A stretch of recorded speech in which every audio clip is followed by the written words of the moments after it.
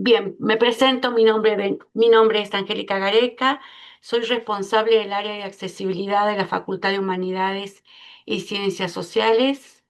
También coordino una ONG que trabaja con discapacidad y adultez, denominada Fundación Alas del Alma, y acabo de asumir la vicedirección de la Escuela Especial número 7 Helen Keller. El trabajo que les queremos presentar hoy es un poco relatar las experiencias y saberes que hemos ido adquiriendo a lo largo de un proceso en el entorno de la Facultad de Humanidades de la Universidad Nacional de Jujuy. Entonces vamos a trabajar sobre la educación superior accesible como derecho y entender que la educación superior también es una posibilidad para los sujetos que presentan algún tipo de situación de discapacidad. En principio tenemos que comprender que la educación superior como derecho implica un cambio de perspectiva de nosotros, los integrantes de la sociedad universitaria o de la educación superior, y entender que el concepto de discapacidad es un concepto que ha evolucionado y no lo decimos nosotros, sino que lo dice la Convención Internacional de Derechos de Personas con Discapacidad, que es un marco legal que ha sido creado y originado, construido por equipos técnicos integrados en su totalidad por personas con discapacidad, activistas de derecho a lo largo de un periodo histórico muy importante después de la Segunda Guerra Mundial. Entonces, este enfoque nuevo, construido por colectivos de personas en situación de discapacidad, nos invita a pensar que hay un enfoque que tenemos que intentar empezar a dejar de lado. Si bien los libros dicen que este enfoque teórico estaría en un momento histórico que ya no estamos viviendo, nosotros vemos en las prácticas áulicas que estos enfoques aún condicionan la mirada de muchas situaciones áulicas. ¿A qué enfoque nos referimos? Nos referimos a un enfoque denominado médico, que es un enfoque que sitúa a la persona con discapacidad como una persona con una deficiencia que la condiciona, que no le permite acceder a cosas. Como esa deficiencia está en ese cuerpo, no va a poder hacer ciertas cosas porque está imposibilitado, porque el cuerpo no le responde, porque es una persona sorda, porque es una persona ciega, porque es una persona mental o porque es una persona con trastorno de salud emocional, etcétera, etcétera. Este enfoque ignora todo el contexto social. Entiende que el contexto social no tendría nada que ver con este sujeto y que este sujeto es el que tendría que adaptarse al contexto social. Entonces fomenta la dependencia de un millón de personas, de médicos, de acompañantes, de docentes, olvidándose de este sujeto como un ser integral, como un sujeto de derechos. Entonces empiezan a aparecer las barreras. Este sujeto, si viene a mi aula, debe aprender a leer. Este sujeto, si viene a mi aula, debe poder intentar comunicarse de alguna manera. Este sujeto debe venir con una maestra para que me diga qué hacer con él. Entonces hay muchas barreras impuestas generadas desde este modelo. Lo que estamos promoviendo a partir de la convención es entender que los grupos sociales donde estos sujetos están insertos deben cambiar la perspectiva y el deber ya no es del sujeto, sino del grupo social. Entonces, este cambio cultural, esta percepción positiva de la discapacidad responde a otro enfoque que debo haber pasado a la Filmina antes, y este enfoque se llama modelo social de la discapacidad. ¿Dónde estamos hoy las personas o los profesionales que trabajamos en el ámbito de los colectivos en situación de discapacidad? Estamos parados desde el enfoque del modelo social de la discapacidad que deviene de un enfoque de derechos, que deviene de la Convención Internacional de Derechos de Personas con Discapacidad. Entonces, esta convención lo que nos invita es a pensar que el concepto de discapacidad Vamos. ha evolucionado y que la persona que presenta una deficiencia, bien lo describió el profesor de educación física hace rato, que disertó tan hermosamente, nos contó los conceptos que sí se usaban en un momento, pero que hoy han evolucionado a partir de la convención. Mi Entonces, sueño, estos príncipe. teóricos que han escrito la convención nos invitan a reflexionar sobre que la discapacidad es un proceso físico, ¿sí?, que tiene la persona, pero el concepto de discapacidad surge cuando esa situación física, mental, emocional, enfrentada a la sociedad, y en esa interacción se produce una barrera, producto de que esa sociedad no logra adaptarse a ese sujeto, no el sujeto. Entonces, la sociedad presenta una barrera, este sujeto tiene esta situación de vida y esa barrera que se produce en esa interacción es lo que produce discapacidad. Por eso hablamos de personas en situación de discapacidad. Cuando la barrera se elimina, cuando los grupos sociales nos ponemos a reflexionar acerca de cómo debemos hacer para lograr una participación activa de este ser humano en mi grupo, entonces, desde ese lugar, eliminando esa barrera, se eliminaría la discapacidad. El concepto de adaptación activa no es cualquier concepto. Podemos pensar desde la psicología social y desde nuestro querido Pichón Rivière. Adaptación activa es poder internalizar situaciones de la vida y poder generar cambios para que nuestra vida vaya en otro sentido.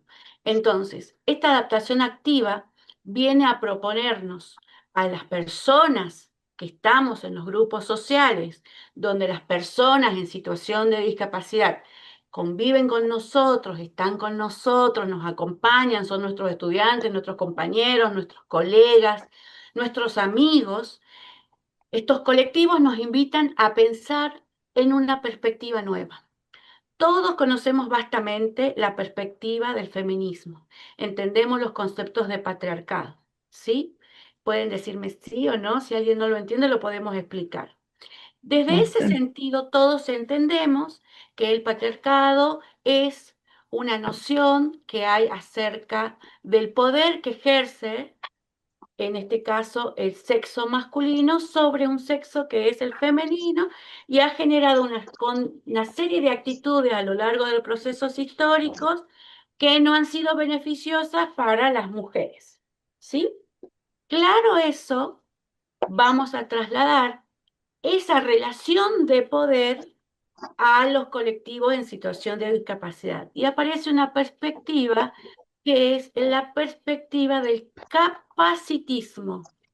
El capacitismo habla de cómo los grupos sociales que no tenemos una situación de vida diferente, como ser una persona sorda o una persona ciega, o una persona esquizofrénica o una persona psicótica, ¿sí? Las personas que no tenemos esas situaciones en nuestra vida, vemos desde otro rango de valor, desde otra mirada, a estos colectivos y desde nuestra propia cosmovisión juzgamos, emitimos opiniones de valor. Por ejemplo, ¿cómo va a venir una persona esquizofrénica a estudiar letras a mi carrera, a mi cátedra? Entonces, esa posición de valor, esa situación de desventaja que solo produce una opinión, un juicio de valor a partir de mi propia capacidad, es a lo que los colectivos activistas de derechos denominan capacitismo. Son las relaciones de poder que se establecen en los grupos sociales. En este caso, el grupo social que no tiene una situación de vida como ser sordo, ciego, y las personas que tienen esas situaciones de vida. Por Y papito tanto, mío. ¿qué tenemos que hacer en nuestras instituciones de educación superior?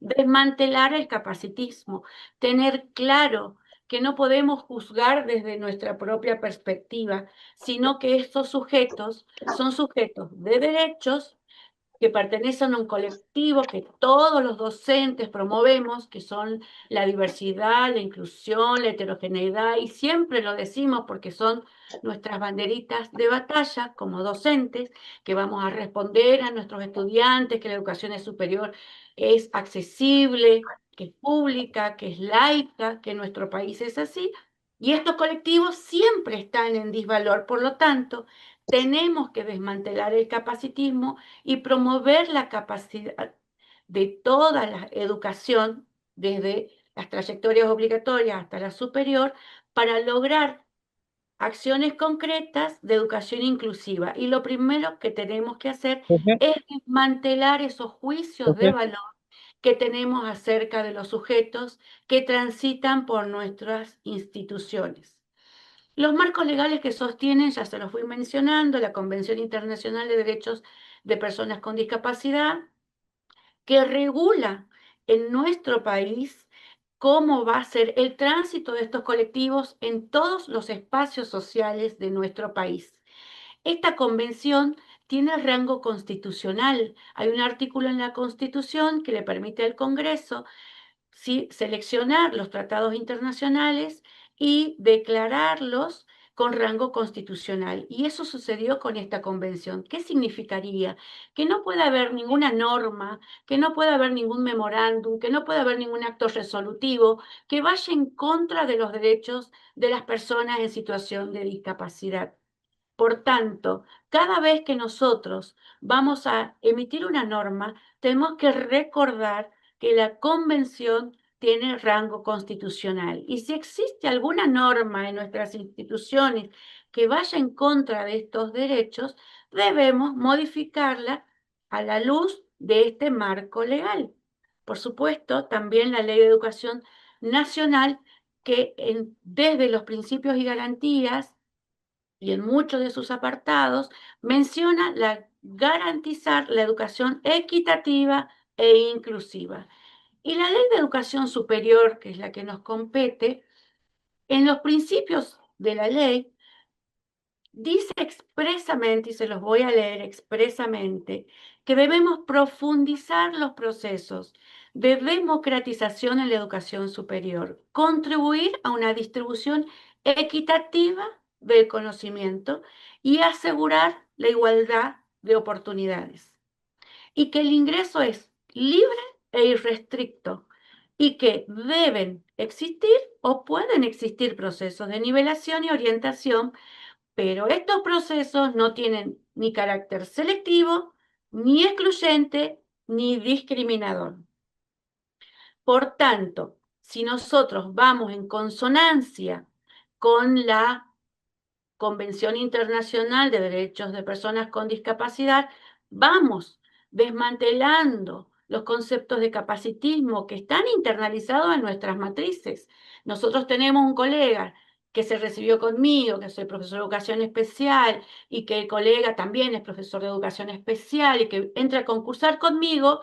Los primeros pensamientos que están investigados, que después les podemos compartir, pueden surgir en torno a ¿cómo va a acceder? ¿Cómo va a dar clases? ¿Cómo lo va a resolver? ¿Y cómo yo, que tengo todos mis sentidos, lo voy a hacer mejor probablemente que él, que no tiene un sentido?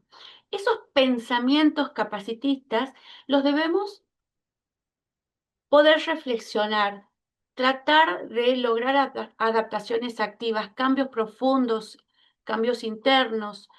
Es un proceso complejo, estamos en tránsito, así como estamos transitando el paradigma del feminismo y tratando de erradicar el paradigma del patriarcado, es exactamente igual. Vamos en ese camino tratando de erradicar el paradigma del capacitismo. Por tanto, si nosotros logramos encontrar estos nortes en nuestras prácticas en educación superior, vamos a lograr poder pensar a estos sujetos desde sus posibilidades. porque todo el tiempo estuvimos nombrando a los grupos sociales que debemos modificarnos. No estamos hablando del sujeto. Pero si nosotros desde nuestra posición empezamos a eliminar barreras, si desde nuestro sentido común vemos dos sillas de ruedas y en nuestro espacio hay escalones, el sentido común nos tiene que decir por dónde va a acceder esa silla de ruedas, de qué lugar va a llegar a nuestras aulas. Si yo no logro como grupo social de un instituto de educación superior tener esos procesos reflexivos, genero intrínsecamente, subyacentemente, abajo de todo, ponemos como currículum oculto que ese estudiante no acceda porque no hay posibilidades de que acceda porque hay un escalón en la puerta. Entonces volvemos al paradigma del capacitismo, ¿sí? Entonces, lo primero que nosotros debemos generar son cambios de actitud frente a estos colectivos. La capacitación docente, como esta mesa panel, es muy importante. En general, en algunas universidades y en institutos de educación superior están transitando colegas de educación especial, se están organizando áreas para trabajar en consonancia con los docentes, pero el objeto de todo este movimiento es lograr que ese estudiante obtenga la titulación necesaria, ¿sí? La que él eligió, la que él decidió transitar, logrando justicia cognitiva. La justicia cognitiva viene en consonancia con Vygotsky, con Foucault, con Freire, con Piaget. Habla, no habla de ofrecer poca información, no habla de sacar información, habla de entender que ese sujeto tiene intereses, tiene el deseo de conocer, el entender que mis campos de saber se pueden accesibilizar, ajustar, mejorar la metodología, tomar tipos de textos que le sirvan a ese estudiante para que acceda a ese saber y no considerar que mi saber es solamente para sujetos que no tienen ningún tipo de situación de discapacidad. Entonces, la justicia cognitiva no es un concepto menor, es un concepto que nos permite pensar y desafiar nuestras propias estructuras de conocimiento. ¿Sí? El conocimiento dominante que circula en la educación superior, ese conocimiento que solo yo, que soy tal o tal, tengo tal titulación, tal otra titulación, que solo yo pude acceder porque hay que leer tanta cantidad de autores. Hoy tenemos innumerables recursos para accesibilizar y poder acompañar Profe, de la accesibilidad académica a nuestros estudiantes. ¿qué otras Entonces, áreas? ¿sí? ¿Alguna pregunta? Sí, profe, por ejemplo, el área de educación física, esos tipos de conocimiento, por ejemplo, con jugar el vóley, una persona discapacitada o que le falta un brazo, no lo va a aprender y no lo va a poder enseñar. Ahí, ¿cómo se podría hacer o cómo se Lo que resolvería? sucede es que ustedes, cuando el sujeto de la educación superior que presenta una situación de discapacidad se enfrenta a sus carreras, lo único que tienen que ustedes es ofrecerle la posibilidad de que acceda al conocimiento. Ese sujeto, desde sus posibilidades, desde su conocimiento interior, desde su adaptación activa, se dedicará a enseñar vóley, a ser investigador del vóley, a ajustar las técnicas y reglamentos del vóley para poder hacerlo. Esa es una tarea que ese sujeto que obtenga esa titulación se va a poner a realizar. Claramente está que si cualquier sujeto, cualquiera de ustedes, si hoy ustedes no saben inglés, directamente no van a ir a enseñar inglés, se van a formar, se van a preparar, van a intentar acceder al conocimiento y desde su saber de criticidad, de profesional, de educador, van a decir, bueno, yo puedo enseñar hasta aquí, puedo hacerlo hasta aquí, pero es una decisión personal. No es una decisión de la educación superior si accede o no accede al conocimiento. Nosotros debemos garantizar la accesibilidad a las carreras. Ese sujeto, de forma individual y personal, sabrá si se dedicará a enseñar, a investigar, a promover reglamentos, a promover cultura inclusiva en el vóley. Tiene una serie de actividades que pueden hacer. En consonancia con el modelo anticapacitista, hay que confiar en el sujeto como confiamos en nosotros mismos, como confiamos en otros estudiantes. No sé si me explico, profesor. Esa Sí, perfecto. confianza se llama cultura inclusiva. Entender que inclusión no puede quedar en un marco teórico, no puede quedar en un proceso discursivo o retórico donde uno dice, mi espacio es inclusivo porque acá todos vienen y yo les doy a todos, pero resulta que cuando yo enseño a mi estudiante ciego, me olvidé de que no le puedo dar una fotocopia o no le puedo dar un PDF, ¿sí? Si yo hoy, no sé si escucharon la conferencia central que hablaban de inteligencias artificiales, hoy todos los docentes podemos ajustar nuestros materiales y hacerlos accesibles gracias a la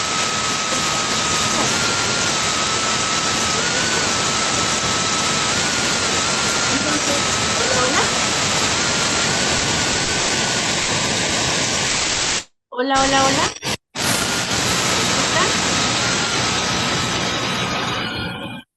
Hay Hola, Con la batidora. interferencia, La batidora. alguien, no sé quién tiene el audio. si apagan los micrófonos sería como genial.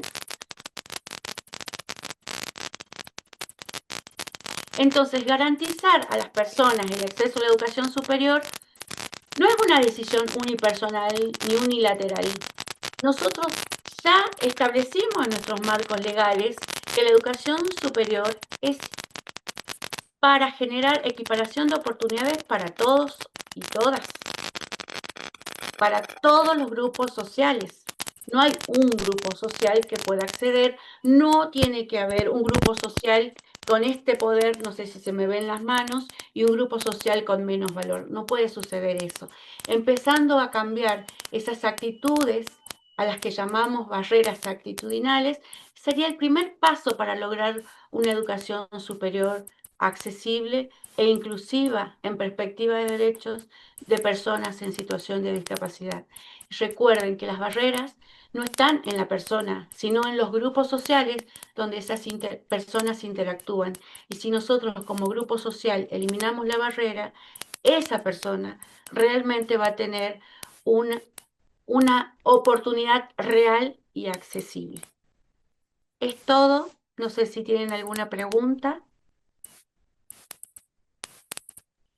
Y lo que veo entonces que es como que se trasladó todo lo que vea en la primaria, en la secundaria, cuando son los tipos incluidos y modificar los programas. Entonces ahora en el nivel superior va a empezar a suceder.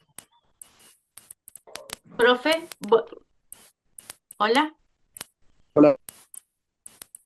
Se escucha interferido.